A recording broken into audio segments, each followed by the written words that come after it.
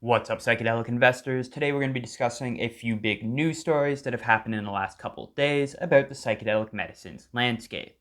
We have a couple of stock uplistings to get to, and we have a big MDMA patent. So, in other words, this was a really big week for psychedelic stocks. Now, before getting into that, I just want to let you guys know that I was recently interviewed on the Psychedelic Spotlight channel, and in that episode, we compared and contrasted MindMed, Atai, and Compass, and we discussed who we thought were going to be the leaders of the psychedelic medicines race going forward. So I definitely suggest you guys all go check out that video. I will link it at the end of this one. Now, without further ado, let's get back to the topic at hand. If you enjoy this episode, you know what to do. Like, subscribe, hit that notifications bell, but if you only do one thing to support the channel today, leave me a comment down below. You can let me know what topics you want to see covered in future episodes going forward. This is James from the Psychedelic Investor. Enjoy the episode.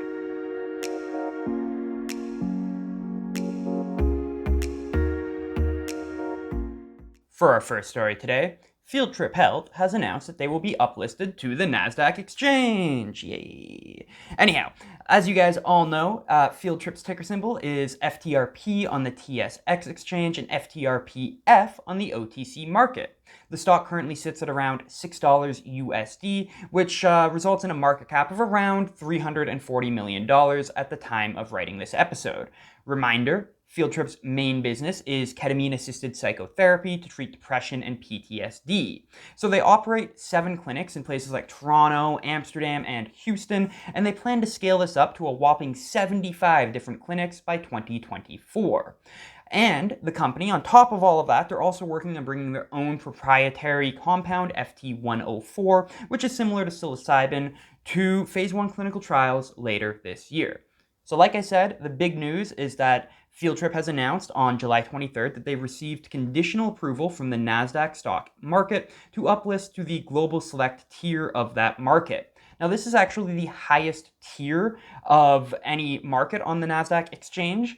For comparison's sake, MindMed is on the NASDAQ Capital Market, which has the least requirements to join. So, other than the listing requirements, there doesn't seem to be that much of a difference between these different tiers on the NASDAQ exchanges. So if you really like Field Trip, this is great for bragging rights, but I wouldn't get too excited over the fact that Field Trip is listed on a more quote-unquote prestigious tier of the NASDAQ than MindMed.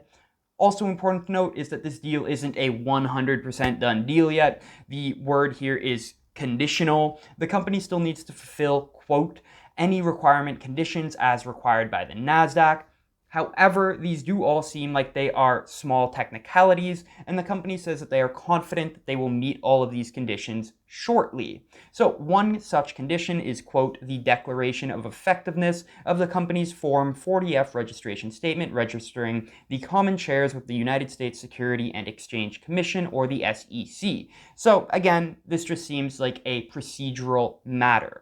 The date for the uplisting is still TBD, to be decided, and we should expect an announcement on that soon. The ticker symbol, once the company is uplisted, will be FTRP on the NASDAQ, so it will be the same as its Canadian TSX ticker. For anyone holding Field Trip's OTC stocks, don't worry, you don't have to do anything, you don't have to panic or whatever. The transfer to the NASDAQ shares will be taken care of automatically, and likewise, if you hold the Canadian shares, you don't have to do anything, you'll just remain holding the Canadian shares.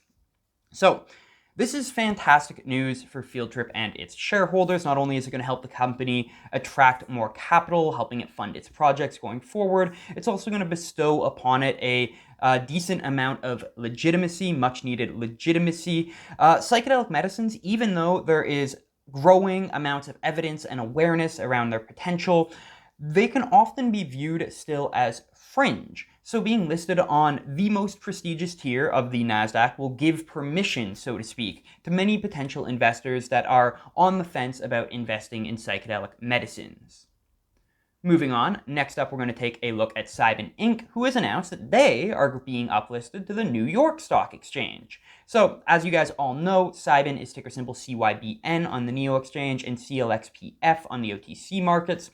Their stock price is around $3 USD with a market cap of around $435 million at the time of writing this. And they are a clinical stage biopharma company working on treating depression, alcohol use disorder, and other therapy-resistant psychiatric disorders.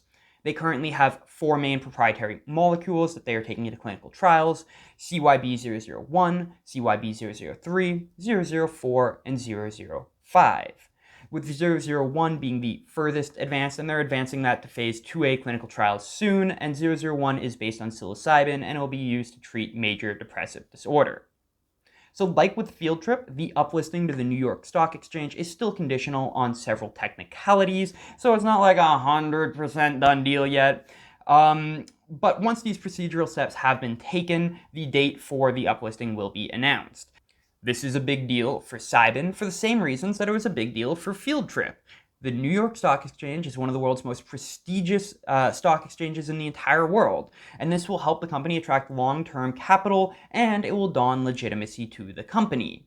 Once the uplisting is complete, Cybin's American ticker will change to CYBN, so it will be the same as its Canadian ticker. And likewise, if you own the American OTC stock or the Canadian NEO stock, you guys don't have to do anything. The OTC stocks will be transitioned automatically to the NYSE, and the NEO stocks will stay exactly the same.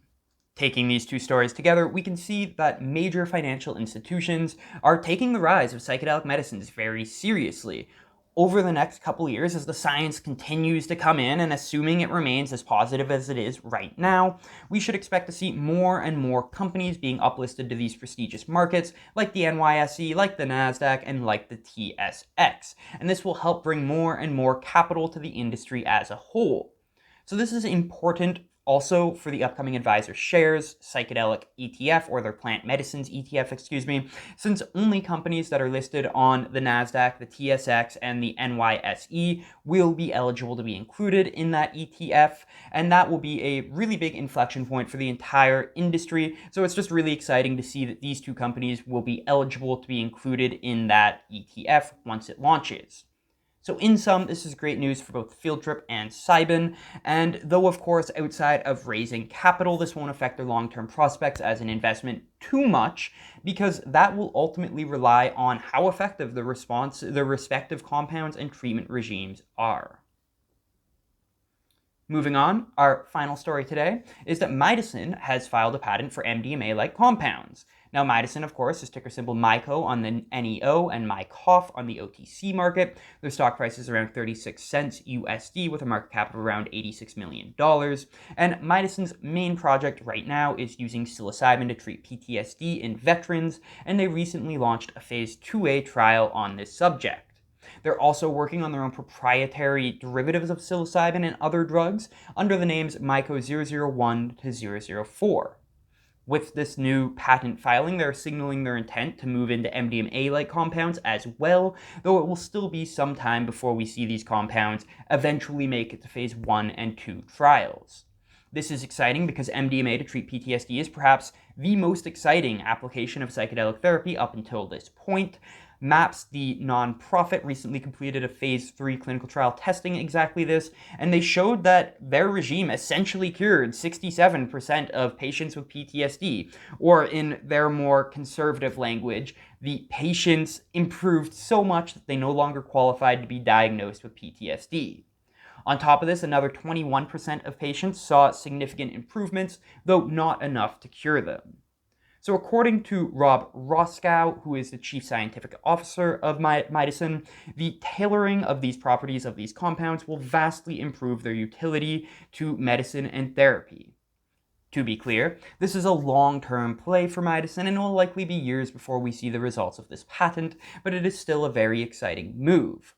So that's it for today's stories. I hope you enjoyed the episode. If you did, remember, like, subscribe, hit that notifications bell, and let me know down in the comments what episodes you want to see in the future. And don't forget to check out that interview I recently did on Psychedelic Spotlight. I will put that on the screen now. Thank you guys all so much. Reminder, I'm not a financial advisor. Nothing in this video is financial advice. And I will see you guys next time in the next episode. Cheers. This is James from the Psychedelic Investor, signing out.